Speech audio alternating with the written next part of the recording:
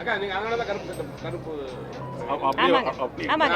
Last time வந்து நீங்க யதார்த்தமா போட்டதுன்னு சொன்னீங்க. இப்ப வந்து ரொம்ப தெளிவாக தெரிந்து வேண்டுமென்றே இந்த அரசு, மாநில அரசு இன்று மாநில அரசினுடைய பட்ஜெட்டை தாக்கல் செய்கிறார்கள். நேற்று இது ஏதோ சாதாரண பத்திரிகை செய்தி அல்ல, அல்லது யாரோ எதிர்க்கட்சிகள் கூறுகின்ற குற்றச்சாட்டு அல்ல.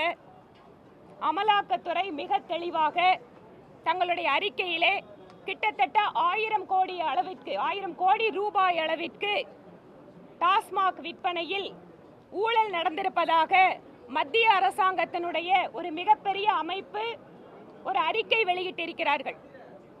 அந்த அறிக்கைக்கு பின்பாக மாநில அரசு தொடர்வதற்கான தங்களுடைய தார்மீக உரிமையை இழந்திருக்கிறது. இந்த பட்ஜெட் தாக்கல் பண்றது கூட இந்த அரசாங்கத்துக்கு எந்த விதமான அருகதையும் கிடையாது என்றே பாரதிய ஜனதா கட்சி நினைக்கிறது.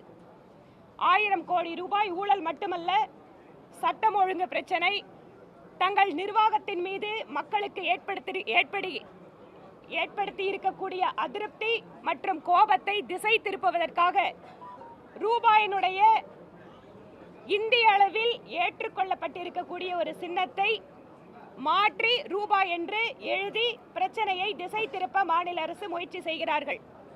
ஒவ்வொருத்தரும் இந்த நாட்டில் பதவி ஏற்றுக்கும் போது அரசியலமைப்பு சட்டத்தின்படி நடந்து கொள்கிறேன் என்று சொல்லித்தான் அத்தனை பேரும் உறுதிமொழி எடுத்துக்கொள்கிறோம். ஆனால் தேர்ந்தெடுக்கப்பட்ட ஒரு அரசு நீங்க ரூபாயை ரொம்ப கேஷுவலா நீங்க தமிழ்ல சொல்றோம், எப்பவும் சொல்றோம், வரவேற்கிறோம்.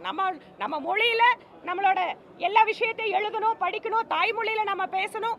பாரதிய ஜனதா கட்சி தாய்மொழிக்கு மிகுந்த முக்கியத்துவம் கொடுக்கக்கூடிய கட்சி. ஆனால் ஒரு மாநிலத்தினுடைய முதல்வர் நான் ரூபாய் சன்னத்தை போன வருஷம் போட்டேன், இந்த வருஷம் நான் மாற்றுகிறேன் என்று வெளிப்படையாக தன்னோட சமூக வலைத்தளத்தில் ஒரு கருத்தை பதிவிடுகிறார் என்றால் அவர் எடுத்துக்கொண்ட உறுதிமொழியை மீறுகிறார் என்று அர்த்தம். திராவிட முன்னேற்ற கழகம் இந்த நாட்டினுடைய ஒருமைப்பாடு குறித்து பல்வேறு காலங்களில் என்னவெல்லாம் பேசியிருக்கிறார்கள் என்பது சரித்திரம் அறிந்தது.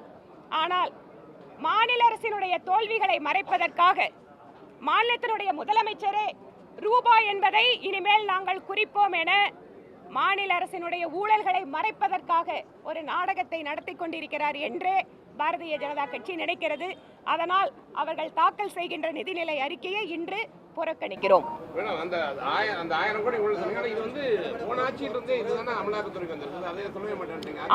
அமலாக்கத்துறை என்ன நடவடிக்கை எடுத்தாலும் அவர்கள் கோர்ட்ல நடவடிக்கை எடுத்துட்டு இருக்காங்க. சட்ட ரீதியாக வந்து என்ன நடவடிக்கை போயிட்டு இருக்கோ அது போயிட்டு இருக்கு.